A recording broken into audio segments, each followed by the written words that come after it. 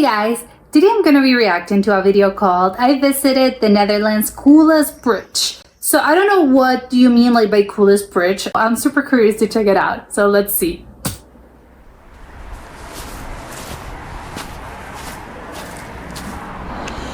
What on earth is this? I have no idea. We're here in the Dutch province of Gelderland, or Gelderland. Is that the bridge? I'm hoping that you're somewhere slightly less cold. But the piece of land that we are more interested in, while Gelderland is very lovely, we're more interested in that bit of land over the other side of this body of water, which is called Flevoland, or Flevoland. I'm not going to pretend that my Dutch pronunciation is going to be any good in this video, so you're going to have to go with me. As in so yeah, that's the province of Flevoland. It's only existed for a number of decades, and that's not because of some sort of administrative delay or a redrawing of maps. It's because the land that it is built on was only created in the 1950s and 60s. Oh, it's the artificial. Netherlands have a quite remarkable history of land reclamation and geoengineering, and Flevoland is almost certainly their masterpiece.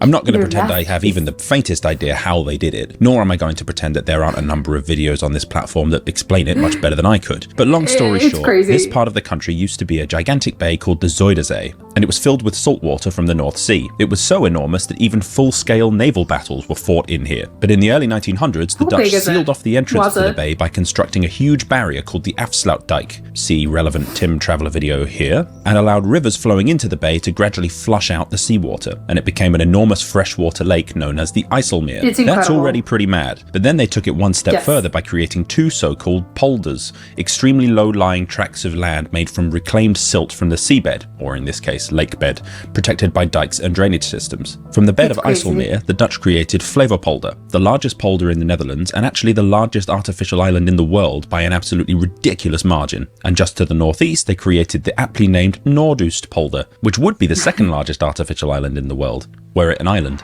Fun fact, this area was actually supposed to have a third polder called Markerwaard or Markervaard, but the government decided against it because the country was rapidly industrializing and they didn't feel like they needed another 50 trillion hectares of farmland. Either way, back to Flevoland. Flevoland is a province which comprises nothing but these two polders.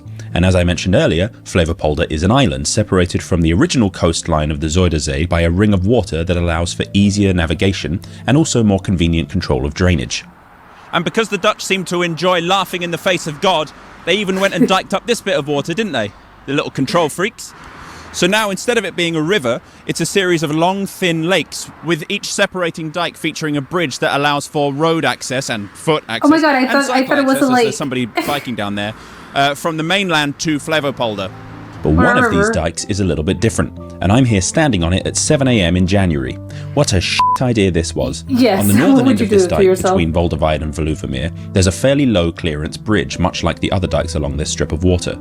But down at the southern end in 2002, the Dutch opened this thing, the Veluwemeer Aqueduct. It's a pretty striking piece of engineering that you may well have seen in TikTok posts about unbelievable engineering projects, or if you're a few decades older, some absolutely nonsensical photoshopped Facebook posts showing cruise ships somehow passing through it. Rather than a road bridge over water, it's a water bridge over a road. Isn't that weird?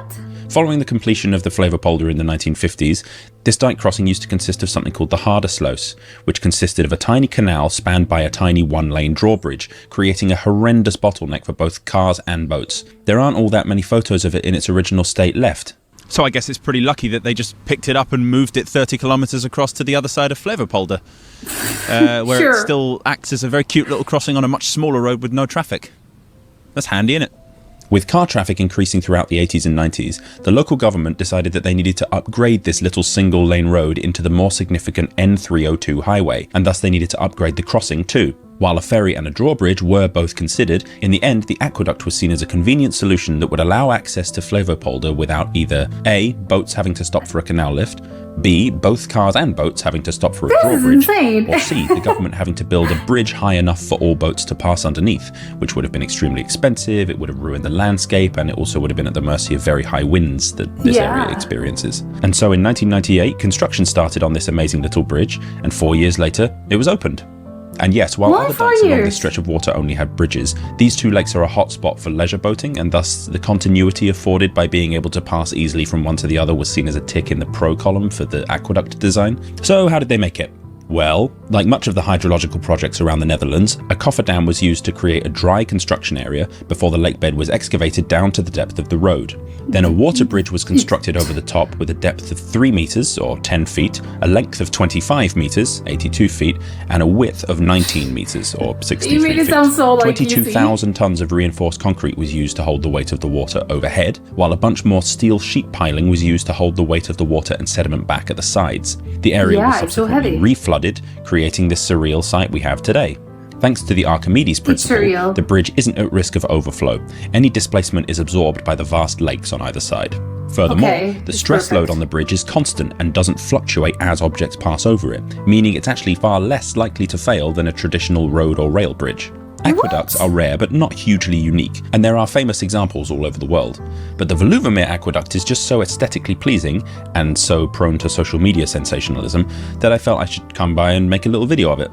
Also, just so I can be a nerd about the artificial hydrological systems of the Netherlands, which are quite frankly ridiculous in their scope and impressiveness, as is the power they afford the Dutch to control the seas around them. And even this little tunnel, side note, is it a tunnel or a bridge? Fight me in the comments, contains a great example of this ingenuity. I don't think it's a tunnel. Underneath the Veluwemeer aqueduct, there's a hell of a lot of drainage in order for any overflowing water to be removed from the road, but so far, this has only ever existed as a contingency plan and has never been put to use. The Wow, strength of the really? calculations that were made was so strong that they've simply never had to use it. The Dutch have harnessed the power of land reclamation and engineering to such an extent that in this part of the world, tides no longer have an impact, rainwater can be quickly drained away, and flooding is simply never a threat. As the old This is saying incredible. goes, God schiep de aarde, maar de Nederlanders schiepen Nederland. What does that God mean? created the world, but the Dutch created the Netherlands. Oh, okay.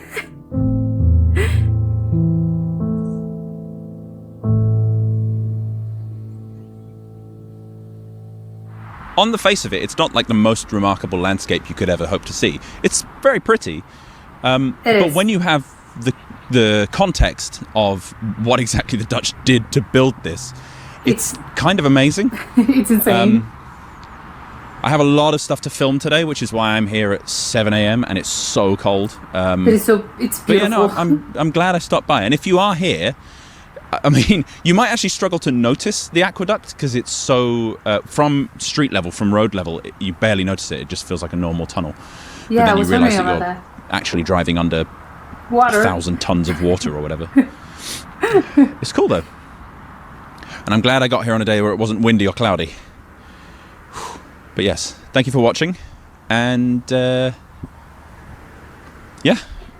that's about it. Bye. Okay, so it is, I agree, is like the coolest bridge. I've never seen that. It's like, is it a bridge or a tunnel? I would consider it a bridge, I think. I would go for a bridge because for me a tunnel means, you know, because yes, the thing goes like you're underneath it all, but I don't think it's a tunnel because again, I think when I think about a tunnel, it means that you're surrounded by concrete. It means that you're surrounded by walls. So you have to be surrounded by, you know, at the top and on the sides.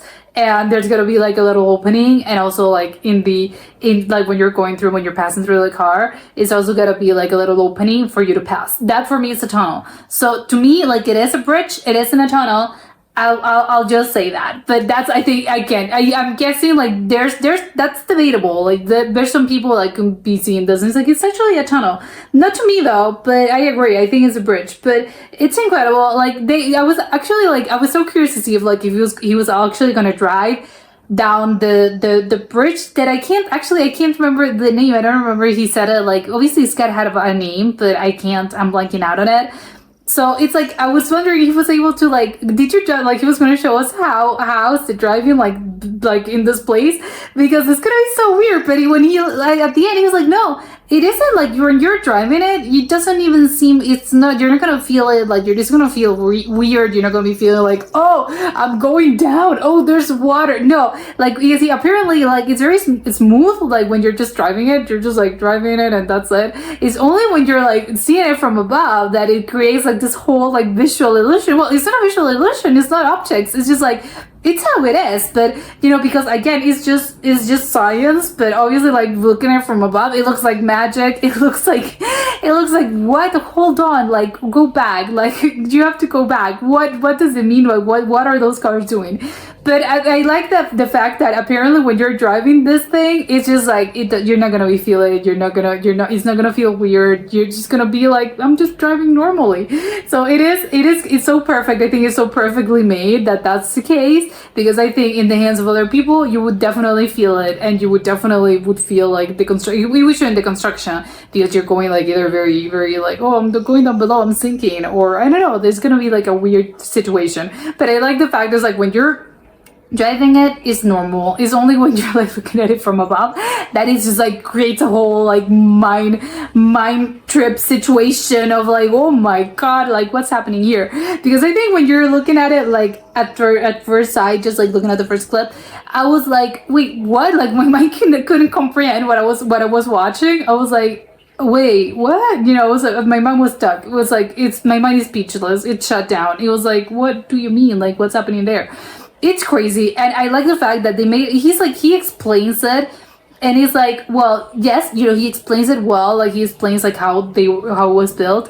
However, it is kind of crazy that it is like, okay, I get it. Like I'm understanding your words, but I'm not like fully getting like the scope of the thing, and I'm not fully understanding how they actually are able to do this, because again, it's like you make it sound, when you're like you're telling us, it makes it sound so easy, because it's just like, oh, you just like drain this, and then like you like pour concrete on, and then they have to like place these metal barriers, and it's like this whole thing. And again, it's like when you're saying it sounds so simple, it sounds so easy, that is like, no, I want to see like the actual construction of it all, because it doesn't seem easy to me. And again, obviously I know that it isn't, but when you're just like telling us, it just sounds so like, yeah, sure, how come everyone like doesn't do this? It's like, no, because it's hard. It's just them. They're the anomaly. The Dutch are the anomaly. They make it look so easy, when in reality it isn't. But it's incredible that they were able to like do this, and I love that they were like, it's such a like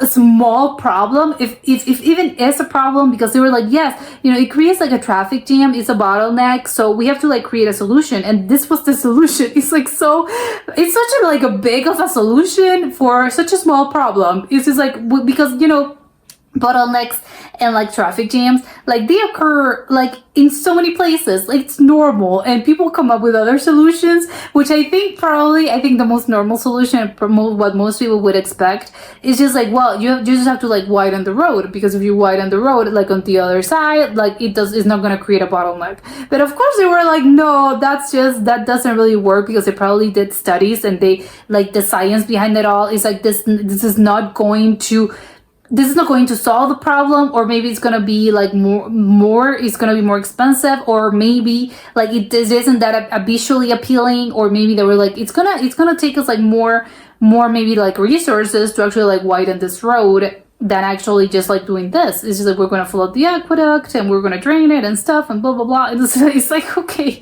but looking at it like this, is like, isn't this like a bigger situation? Would it have been easier to just like create another simple solution? But no, it isn't, and actually it looks cool. Like, it's incredible.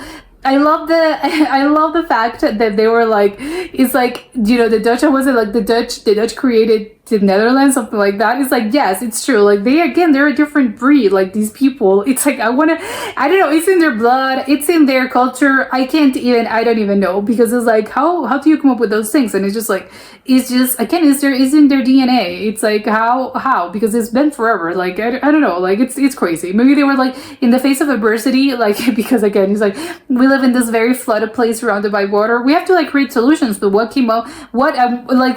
did they come up with that? It's like, instead of like looking for normal solutions, they were like, no, we're gonna like engineer a way out of problems, which is crazy. And also, I didn't know that this was the largest artificial island like in the world, like created in the world, which is like, okay, so it's huge, because when he said like the second one's like the smaller, what I meant the second one, if one for Ireland, it's like, you know, in islands, it's like not artificial, but it's like, wait, so it's bigger than Ireland? Wait, what? Like, how big is this thing? Like, how, you know, this province, state, I don't know how the geographical or geopolitical separation of areas in the Netherlands work, but it's crazy that it's like, no, it's so big, like, so it's Flavorland, I want to say Flavorland, but I know that's not correct.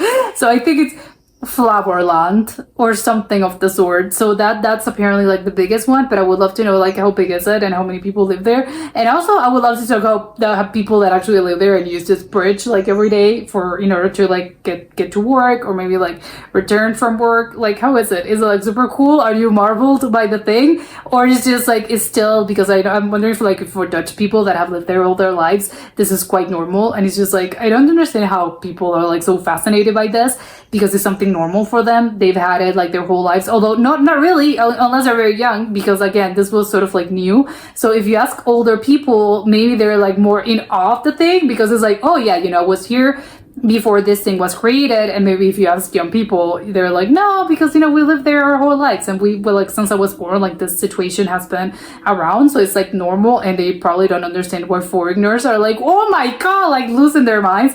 Or maybe they're like, no, believe me, like even though we live here and we're Dutch, we still like are in awe of the whole thing because we know that it's an incredible feat. Hopefully it's the second one because they shouldn't take these kind of things for granted. Like I don't think there's a lot of countries and places in the world that have this. And again, not just like this particular bridge, it's just the whole idea behind like Dutch infrastructure. So it's like they shouldn't take it for granted, and hopefully they do not take it for granted. And also something that I wanted to know is that because I know that Dutch people are very like they bicycle like a lot in their daily lives.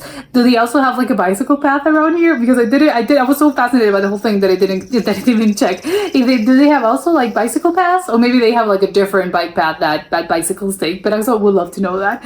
And that was it for today, and I'll see you soon. Bye.